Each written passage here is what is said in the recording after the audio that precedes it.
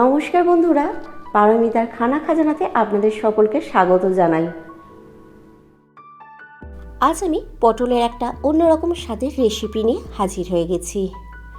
গরমের সময় কিন্তু মার্কেটে যেমন পটল অ্যাভেলেবেল থাকে, সেরকম আমাদের সকলের বাড়িতেও কিন্তু পটল থাকেই থাকে। পটল আমাদের স্বাস্থ্যের পক্ষে খুবই উপকারী, তাই আমাদের খাবারে কিন্তু পটলের সবজি রাখাটা খুবই প্রয়োজনীয়।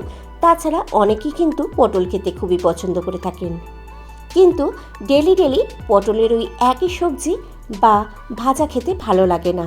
তাই মুখের স্বাদ বদলানোর জন্য আজকের রেসিপিটা আমি নিয়ে হাজির হয়ে গেছি। তো আপনারা কিন্তু এই রেসিপিটা বাড়িতে অবশ্যই ট্রাই করবেন আর আমাকে জানাবেন আপনাদের কেমন লেগেছে। তাহলে চলুন আজকের ভিডিওটা স্টার্ট করা যাক। আমি এখানে 6 খানা পটল ধুয়ে নিয়ে খোসাটা ছাড়িয়ে নিয়েছি। দেখুন খোসাটা ছাড়িয়েছি, কিন্তু একটু খোসা কিন্তু আমি এর মধ্যে রেখে দিয়েছি, পুরোপুরি খোসাটা ছাড়িয়ে নিয়ে নিই। এবার দু সাইডটা কেটে নিয়ে আমি মাঝ বরাবর আধখানা করে কেটে নিয়েছি। এবার এতে আমি দিয়ে দিচ্ছি কিছুটা পরিমাণ নুন আর দিয়ে দেবো কিছুটা পরিমাণ হলুদ গুঁড়ো। এবার এই নুন আর হলুদটা ভালোভাবে আমি পটলের গায়ে লাগিয়ে নেব। দেখুন ভালোভাবে বেশ পটলের গায়ে নুন হলুদটা মাখানো হয়ে গেছে। এবার চলুন রান্নার বাকি প্রসেসটা দেখে নেওয়া যাক। তার জন্য আমি এখানে অলরেডি একটা কড়াই গরম করতে বসিয়ে দিয়েছি, দিয়ে তাতে 1 টেবিল স্পুনের মতো সর্ষের তেল দিয়ে দিলাম। তেলটা গরম হয়ে যাওয়া পর্যন্ত অপেক্ষা করব। দেখুন তেলটা বেশ ভালো রকম যখন গরম হয়ে গেছে, তখন এতে আমি আগে থেকে নুন হলুদ মাখিয়ে রাখা পটলগুলো দিয়ে দিচ্ছি ভাজার জন্য। পটলগুলো দু সাইডই লাল লাল করে ভেজে নেবো, মানে খুব একটা লালও না, হালকা বাদামি কালার বা হালকা লাল কালার যখন আসবে এরকম পর্যন্তই রান্না করব। দেখুন প্রায় 2 মিনিট আমি ভেজে নিয়েছি মিডিয়াম ফ্লেমে। তারপরে পটলগুলো উল্টে দিচ্ছি অন্য সাইডটাও ভেজে নেওয়ার জন্য। দেখে বোঝাই যাচ্ছে, দেখুন হালকা বাদামি কালার কিন্তু পটলের অন্য সাইডটা এসে গিয়েছিল। এইভাবে কিন্তু অপোজিট সাইডটাও আমি এইভাবেই ভেজে নেব। তো প্রায় আরও 2 মিনিট আমি ভেজে নিয়েছি পটলগুলো ভাজা হয়ে গেছে। এবার আমি তেল থেকে ছেঁকে সাইডে একটা প্লেটে পটলগুলো তুলে রেখে দিচ্ছি। এবার বাকি যেই তেলটা আছে সেই তেলেতেই কিন্তু আমরা রান্নাটা কমপ্লিট করব। তার জন্য তেলের মধ্যে আমি দিয়ে দিলাম একটা শুকনো লঙ্কা ফাটিয়ে, আর দিয়ে দিচ্ছি 1/2 টিস্পুনের মতো কালো জিরে। এগুলো কয়েক সেকেন্ড আমি একটু তেলের মধ্যে নাড়াচাড়া করে নেব। কিছুক্ষণ নাড়াচাড়া করে ভেজে নেওয়ার পর এর মধ্যে আমি দিয়ে দিলাম তিল বাটা। আমি 3 টেবিল স্পুন তিলকে অল্প পরিমাণ জল দিয়ে আমি পেস্ট করে রেখেছিলাম, সেই তিলটাই এই তেলের মধ্যে দিয়ে দিলাম। এবার কিছুক্ষণ আমি নাড়াচাড়া করে নিয়ে যখন তিল থেকে জলটা দেখুন শুকিয়ে গেছে, সেই সময় এতে আমি কিছু মশলা অ্যাড করব। তার জন্যই আমি এখানে প্রথমে দিয়ে দিচ্ছি 1/2 টিস্পুনের মতো লাল লঙ্কার গুঁড়ো।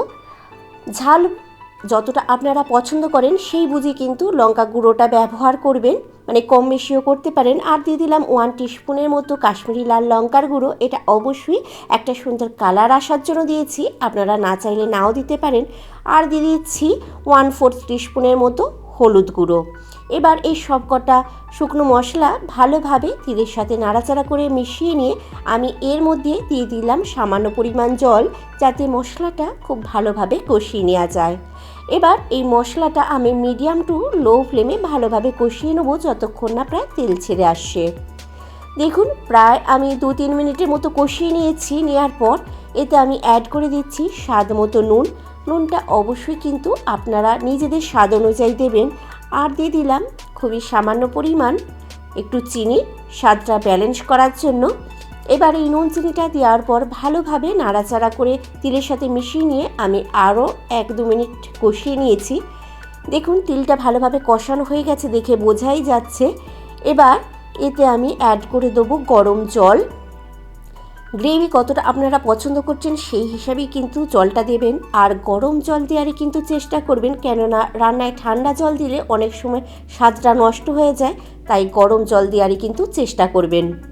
তো এইভাবে জলটা দেওয়ার পর আমি কিছুক্ষণ ফুটিয়ে নিচ্ছি। দেখুন যখন ঝোল ফুটে উঠেছে বা গ্রেভিটা ফুটে উঠেছে তখন এতে আমি আগে থেকে ভেজে রাখা পটলগুলো দিয়ে দিলাম। আপনারা কিন্তু কতটা গ্রেভি পছন্দ করছেন সেই হিসাবে কিন্তু জলটা দেবেন। এবার আমি পটল ভাজার যে তেলটা প্লেটে ছিল সেটাও এই গ্রেভির মধ্যে দিয়ে দিলাম। দিয়ে পটলগুলো ভালোভাবে দিয়ে আমি গ্রেভির সাথে নাড়াচাড়া করে নিয়ে মিশিয়ে নিয়েছি। দেখুন একটা কত সুন্দর কিন্তু কালার বেরিয়েছে, যখন রান্নাটা করবেন তখনই বুঝতে পারবেন। এবার এখানে আমি 4টে চেরা কাঁচা লঙ্কা দিয়ে দিলাম। আবারও বলে রাখছি, লঙ্কাটা কম বেশি করতে পারেন নিজেদের স্বাদ অনুযায়ী। এবার আমি এই ঝোলটা প্রায় 2-3 মিনিটের মতো মিডিয়াম টু লো ফ্লেমে ফুটিয়ে নেব। প্রায় 3 মিনিট ফুটিয়ে নেওয়ার পর দেখুন আমাদের কিন্তু গ্রেভি বা ঝোলটা বেশ গাঢ় গাঢ় হয়ে গেছে আর একটা সুন্দর কালারও বেরিয়েছে। মানে আমাদের কিন্তু তিল পটল প্রায় রেডির দিকে। এই সময় এতে আমি উপর থেকে 1 টিস্পুনের মতো সর্ষের তেল ছড়িয়ে দিচ্ছি। আপনারা চাইলে কিন্তু এই সময়ে ধনেপাতা কুচিও ওপর থেকে ছড়িয়ে দিতে পারেন, তাতেও কিন্তু খুবই ভালো লাগবে। এবার তেলটা দেওয়ার পর ভালোভাবে নাড়াচাড়া করে মিশিয়ে নেব গ্রেভির সাথে। তো আমাদের কিন্তু তিল পটল একদম রেডি। এবার আমরা গ্যাস বন্ধ করে দেবো। তো দেখুন আমাদের তিল পটল একদম রেডি এবং পরিবেশন করে দিচ্ছি। রেসিপিটা আপনাদের কেমন লাগলো অবশ্যই কিন্তু আমাকে কমেন্ট করে জানাবেন। আর রেসিপিটা ভালো লেগে থাকলে অবশ্যই একটা লাইক শেয়ার করে দেবেন। আর আমার চ্যানেলে নতুন বন্ধু হয়ে থাকলে চ্যানেলটা সাবস্ক্রাইব করে রেখে পাশে থাকা বেল আইকনটা প্রেস করে রাখার অনুরোধ রইল। তাতে আমি যখনই কোনো রেসিপি আপলোড করব সবার আগে নোটিফিকেশান আপনার কাছে পৌঁছে যাবে।